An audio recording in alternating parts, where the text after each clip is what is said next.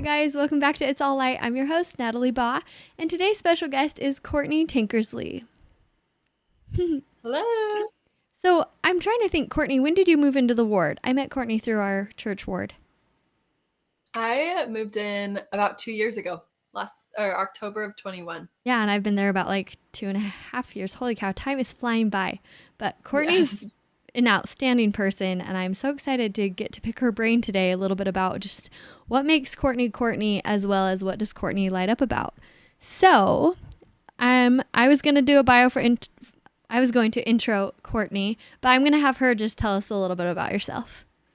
Okay. So my name's Kortney. I am from Arizona and I moved to Utah for school about 8 years ago or 7 years ago. I'm not sure. I've lost count too long. Um, but I went to BYU for college. I studied human development and like family relationships as well as gerontology. I just kind of covered the whole human lifespan of Yeah. psychology. So that was super fun. What's I gerontology before you go on? It is the study of aging. So like Oh, old people to study of aging. put it more blandly. So you studied that, and what else were you gonna add? um, I I just now work with children. So I like my emphasis through all of my schooling was children and child life. And I work as a behavioral specialist at Primary Children's Hospital in Salt Lake. So cool. How Mhm. long have you been doing that? About a year. Speaking of time flying, it has been a crazy Yeah. year. Well, and we'll hear more about this, but it's a pretty taxing job, you know? Like, I'm Mhm. excited to hear more about like what you've learned from that, as well as just like takeaways you have in your life. But we'll get to that in a little bit. But what else is some of your passions and hobbies? Sorry, what are some of your passions and hobbies? I love traveling. So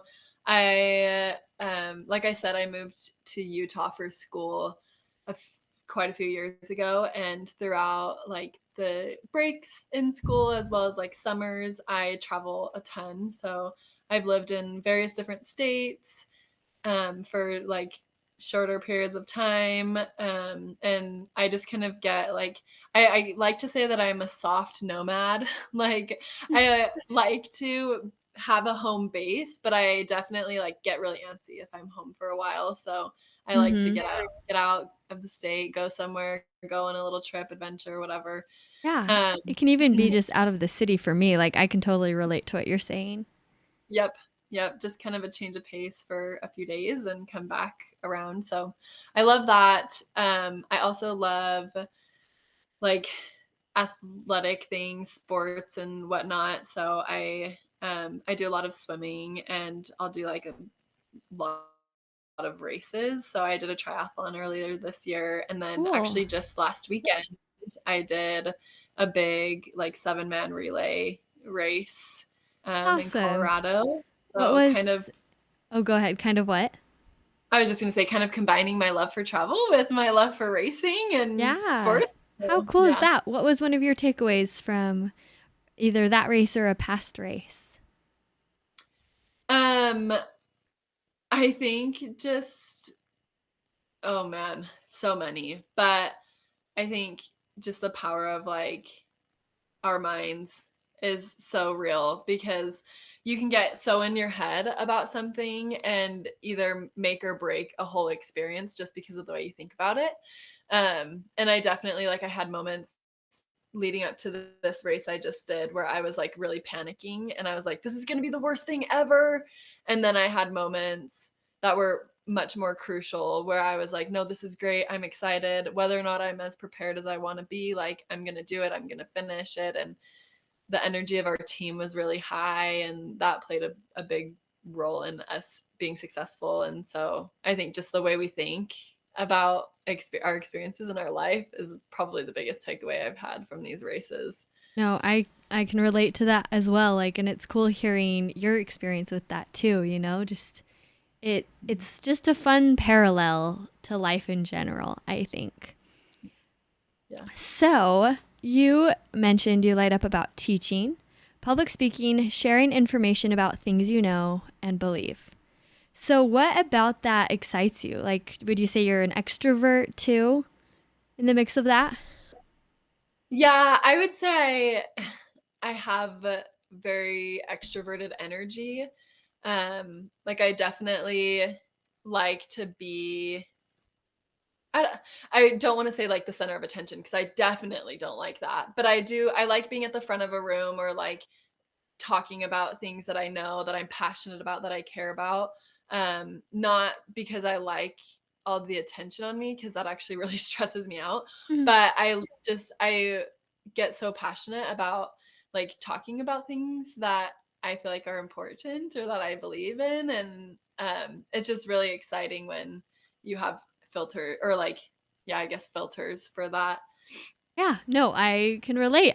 Even though it's still like nerve wracking sometimes in front of people, like generally, like it like gets me pumped. Yeah. Like I think Mhm. part of it too is like it just allows you to put in the work for yourself to be able to present it. And I think that's fun for Yes. me to learn about. So what are some of these topics you enjoy teaching or speaking about? I would say the biggest one is like spirituality, and like gospel topics. I am a Sunday school teacher for our ward. Um, so are you. Mhm. So that's Super really fun. fun. Um, but yeah, I just really enjoy teaching about and talking about Christ because I feel like I tend to have a rather unorthodox approach, I guess, to like the gospel living. Mhm. And the experiences that I've had just throughout my life have really tailored to where I stand with Christ now.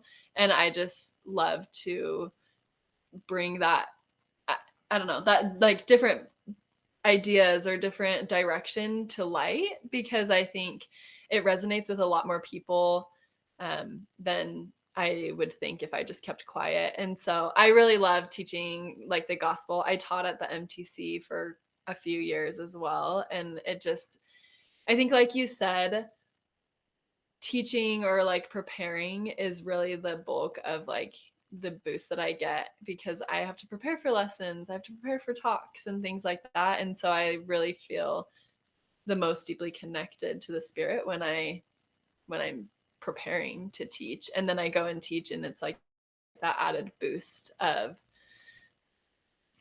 I don't know, spiritual connection and Totally. excitement. Yeah. So And then like being able to like sometimes it doesn't go according to plan and like facilitating the just facilitating in general helps you allow people to learn. Or I think it's just so rewarding.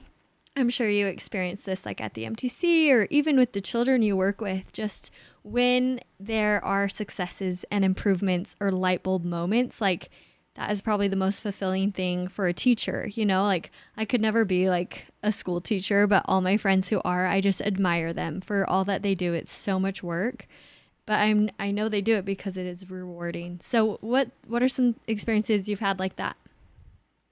I oh so many. I think that there's so much power in letting at meeting your audience where they are. And I actually think, Nat, you and I have had some conversations about this, about just meeting people where they are when we're talking about deeper things. But whenever I teach, we're talking about Sunday school, so I'll keep on that train. But whenever I teach, I really try hard to focus on where my audience is and come like to meet them where they are instead of being like, oh, I'm the teacher. I've prepared this lesson. Everybody listen. I instead try really hard to be like, hey, I'm here, I'm a member just as you are, and like I'm meeting you where you are, and we're gonna like sit and powwow together because you Yeah. can teach me as much as I can teach you. Oh, I'm And like I've always taking notes during my lesson because of that Mhm. reason. Okay, Yeah, sorry to yeah, interrupt. for sure. No, you're fine. I have had so many experiences where people in my classes have made comments that take my lesson a completely different direction but for a million times better than where my lesson was gonna go. And I've just had so many raw moments in like teaching environments or teaching settings where people just show up and they're real and they ask like real things or hard things, or they share something unexpected that just reminds you, like, I guess the humanity or like the reality of who people are.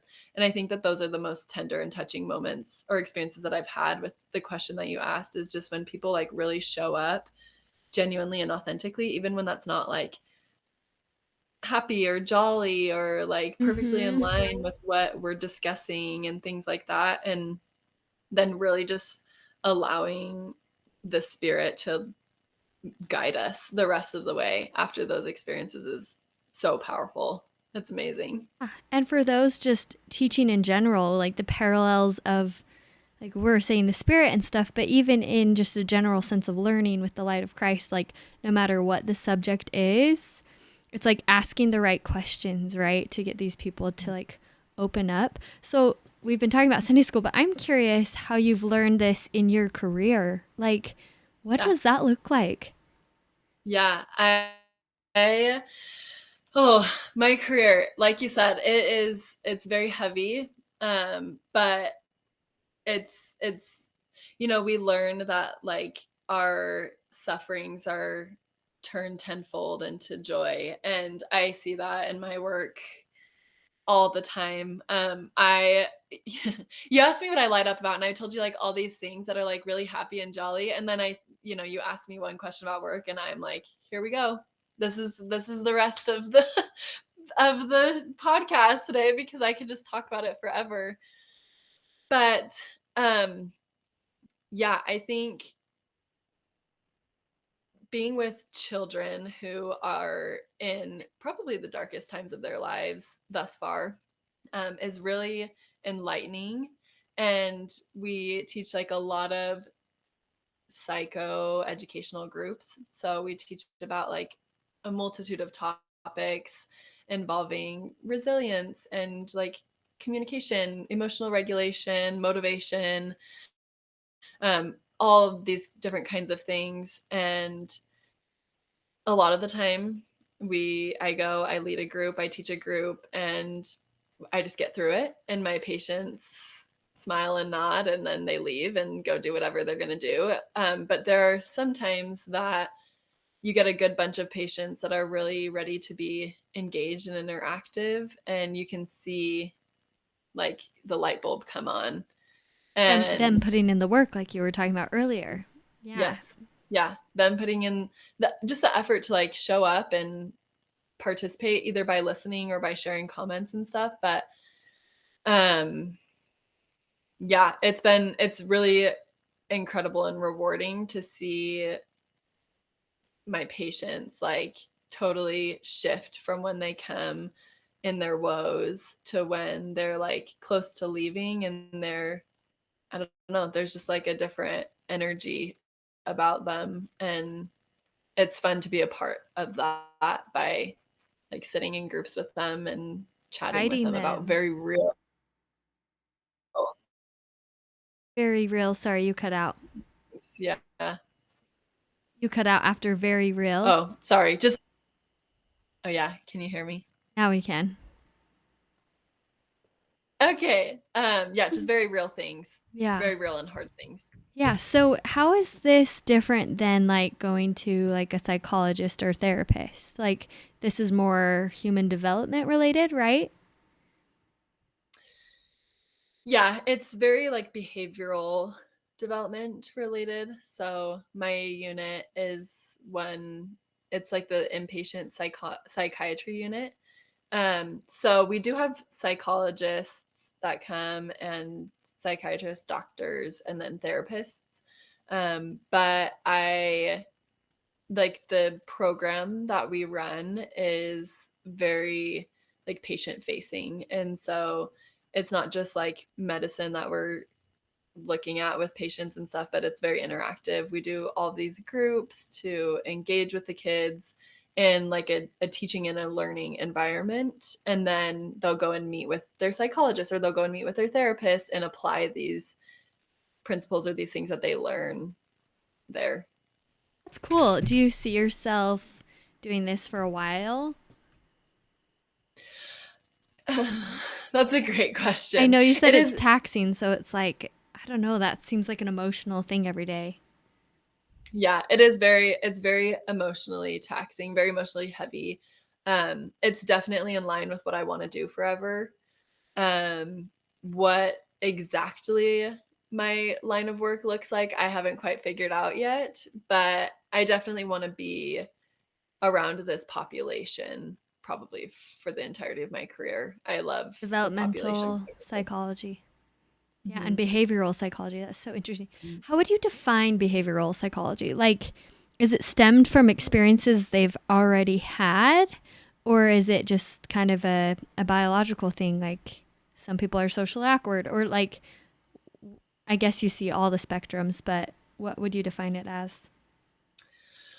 I would say um, definitely more the first point that you made of things that these kids experience through their lives lead them to having certain behaviors that are difficult to stay, like they're not sustainable behaviors. And so we see a lot of kids that are very depressed or suicidal. We see kids who have like issues managing anger, or just their general behavior is inappropriate. And then we see a lot of disordered eating patients, people that struggle with eating disorders. And then we have a lot of kids that are autistic. And so that's more of like a nature thing versus nurture.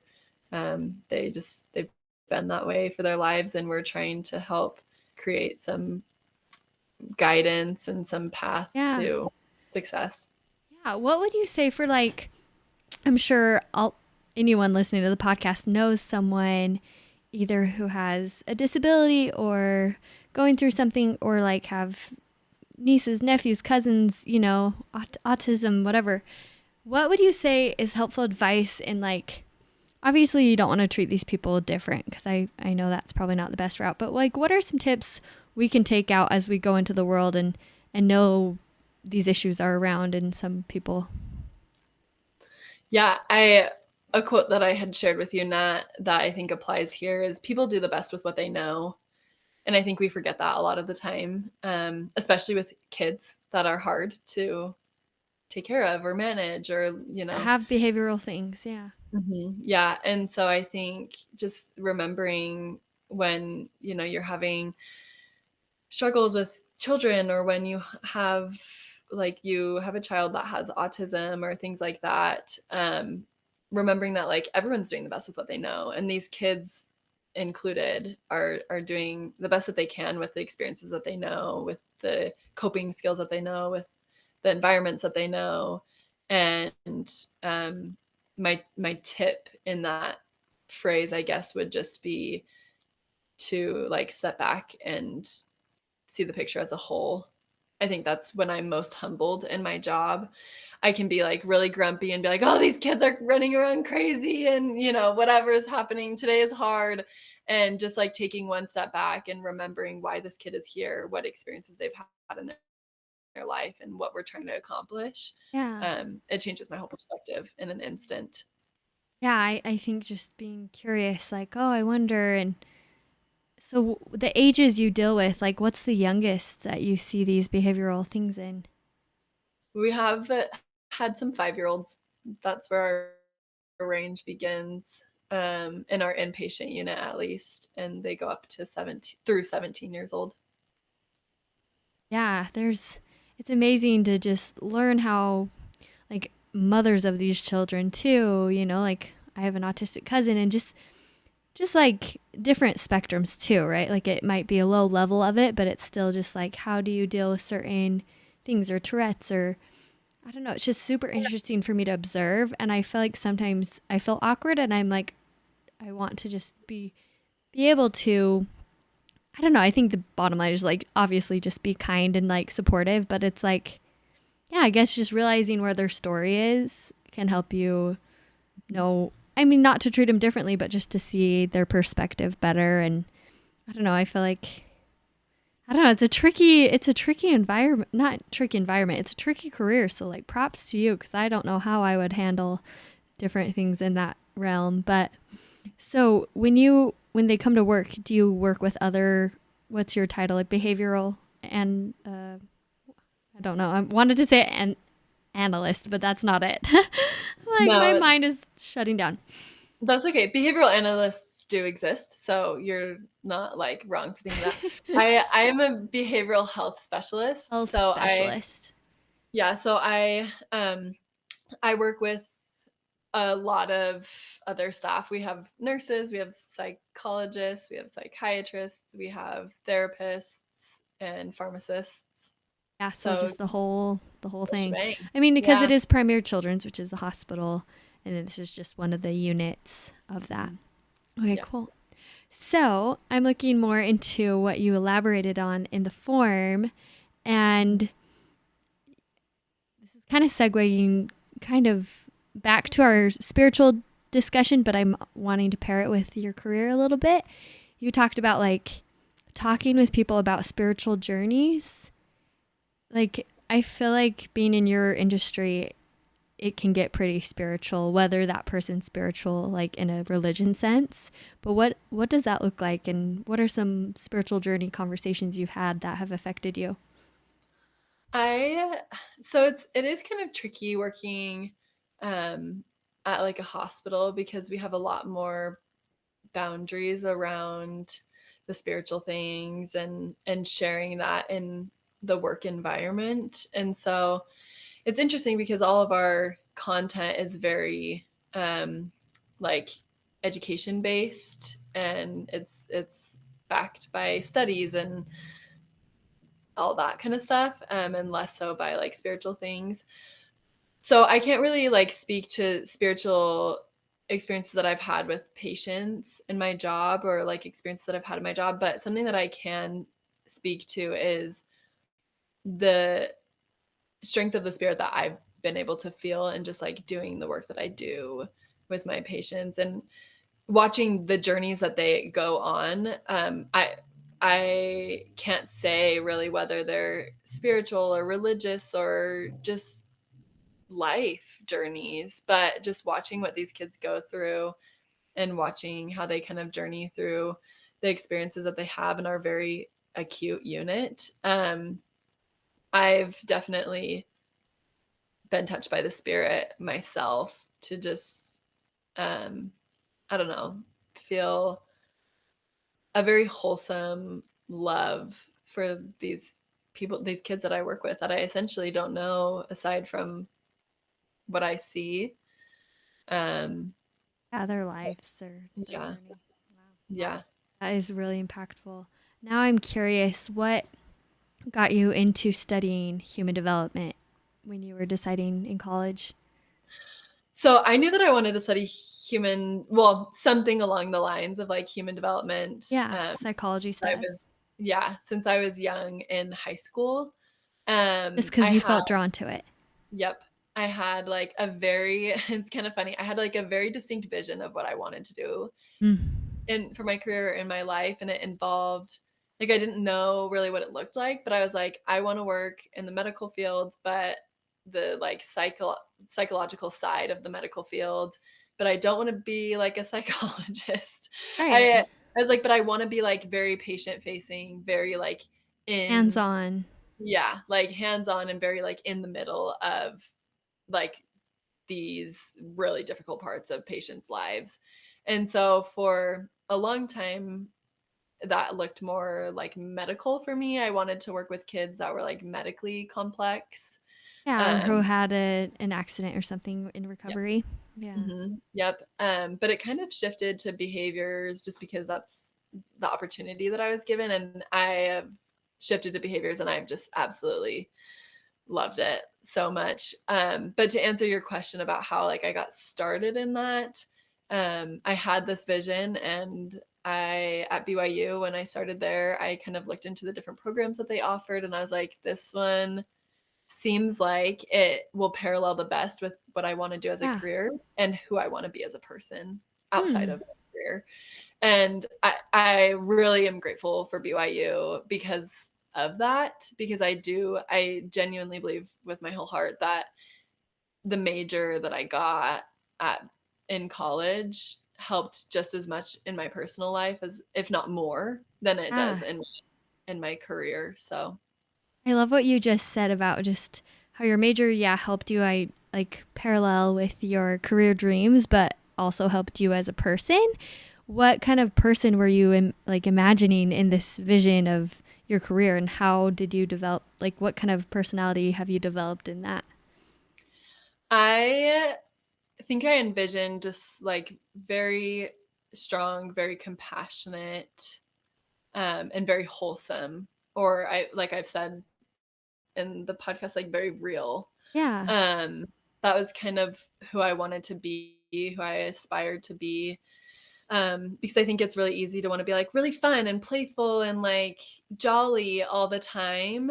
But just through my own personal life experience, I learned like that's not all that life is. Yeah. And very okay. It's very okay that that's not all that life is. And the more I learned about like hard things that people experience studying what I did, um, I realized like there's so much depth and so much value and so much good to be had or to be gained from the hard. And so I just was like, I just hope to become like the person of compassion and of um, peace that I can be. So, To others especially, and to yourself. yeah. I Mm-hmm. love that. I mean, I can only imagine, like I love human development too. I only took like a beginning class in college, but I remember just falling in love with the way a baby grows and at what stages certain things happen when they start seeing color, and the deep voices, and like that part, like super early childhood, and like watching how you respond if your kid falls, and like what do you say, and like how do Right. you help build positive children. And it's just so fun to dive into it. And I think everybody, just because we are human and we are constantly developing, like everyone probably has some type of passion for this, you know? And I love that you said, like, just Yes. learning, Mm-hmm. that there are the hard things in this learning and hard developmental things. And sometimes it helps you see, like, oh, my life could be a lot worse. Or it's also like, you go through something hard too. And like you said, have compassion. I was like getting emotional. I'm like, yes, yes, that's so true. Yes. I think compassion is a huge thing that we all experience, but don't necessarily put a name to Yeah. in life. And Yeah. I think that it's such a valuable thing to experience. Yeah. So, what is something you feel like people could maybe study in the realm of human development and behaviors? Like, is there a YouTube video or like helpful tools that you encourage everyone to know about?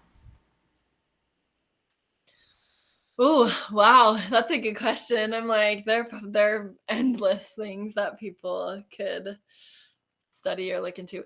I um, um will put this like off a professional record, but I just personally love Brene Brown. Oh, Um yeah. any of my human development people out there that like listen to this will Mm-hmm. probably be like, "Amen, sister." Like Yeah. they all know what's up. But Brene Brown is amazing. She has books, she has podcasts, she has just endless videos, interviews, etc. that she does. Um but just nearly everything that I've ever heard of hers is golden, and it stems from relationships to just development to just who we are as people. Yeah. She has a very like popular, famous video that talks about. I guess it's not directly talking about compassion, but it talks about like empathy versus sympathy, Oh, which I yeah. think is right in line with compassion. Oh, they totally are. And Yeah. so she is definitely like one person that I always turn people to because I think she says it better than anyone. So I like that. Have you listened to many Simon Sinek? videos too. I feel like he's another one that I am drawn toward. Yeah, I've definitely heard the name, but I couldn't tell you what videos I've seen of him. I need to dive into Brene Brown. I've definitely seen clips many times, but I need to like actually read her book and actually listen to podcasts. I'm also thinking of like Malcolm Gladwell. Is that the other human developmental guy? Have you heard of him? I don't think I've heard of him. I feel like See, my now you're giving me people to look into. I'm like, well, oh, there are more. I wish I knew more about it though. Sometimes my dad reads certain books and like some are like analyzing the world and people and why we are the way we are in a sense. It's more Yeah. sociology, but I don't know. It's just all fun. It's fun to learn. I think that's why I have this podcast. That's why I like picking your brain about like what you do and what that looks like. And it's like, oh, should I do something like that? You know, like options are endless and it's fun that you can discover new passions and hobbies throughout your life and continue to learn. Is there anything else on your mind before we jump to our uplifting takeaways? Yeah. Yeah. I do. Um, I don't know. I think just kind of going off of what you had just said of like there's always something to learn. There's always like ways that we can expand ourselves. I have a couple of thoughts on that, I guess, that can be quick, but I think a lot of the time we sit on the two extremes of that where I have this light, I'm like trying to move away from it. I don't You're know if you good. The can see sun it. is Like, setting, so it's in her room. You're good. um, but I think we sit on the two extremes of growth where we're like, we have to be ever growing and ever moving and like, really diligent about like adding all these things into our lives and like being so much that I think it like belittles the depth of who we are.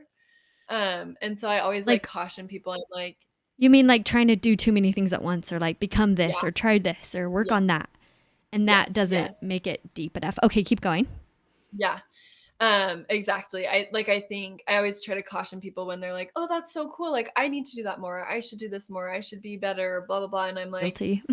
I'm like, "You can." I'm like, "You can do that and be whatever you want, but like Mhm. remember who you are at the core and like you're just adding things. You're not like or not entitled, but you're not obligated to like be all of these things and do all of these things. Like that's what makes us unique, right? Is that we Right. all bring our own things to the table. So that's one thing, but I think we also sit on the other end of the extreme where um we just get like eager, and I think this is actually more where you sit, not in the prior, but I think we just get very eager to like absorb. We're like sponges. We just want to absorb all of the things around us, whether that's who we become or whether it's just something that we know and love and value Yeah. in the world or in people.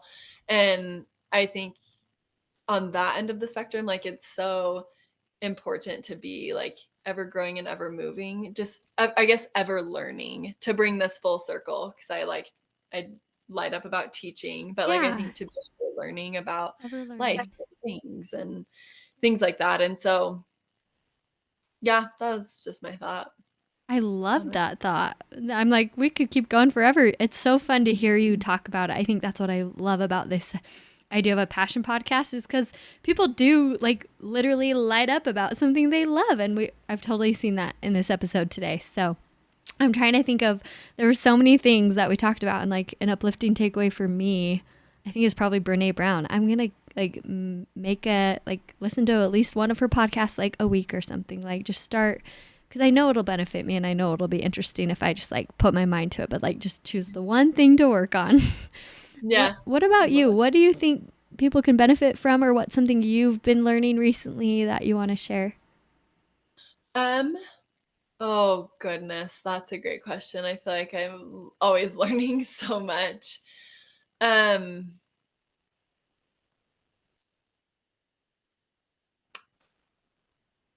I have been learning personally a lot about like self recognition and self acceptance.